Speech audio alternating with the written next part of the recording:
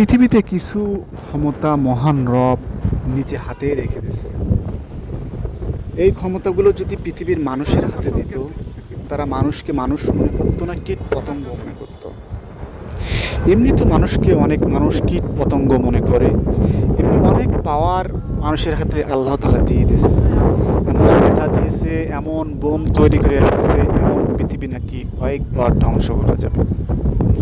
এটা তৈরি করতে তো অনেক সময় লাগে, কিন্তু প্রাকৃতিক কিছু শক্তি যেমন বাতাস, যদি এই পাওয়ার মানুষের হাতে থাকতো, মানুষকে মানুষই মনে করতো না, যেটা আমার মনে হয়। আল্লাহ এমন কিছু জানেন যে এই শক্তিগুলো যদি আমি আমার বান্দার হাতে দিয়ে দেই, তারা নিমিষেই এমন কিছু করবে, যারা এককত্ব আধিপত্য তৈরি করবে।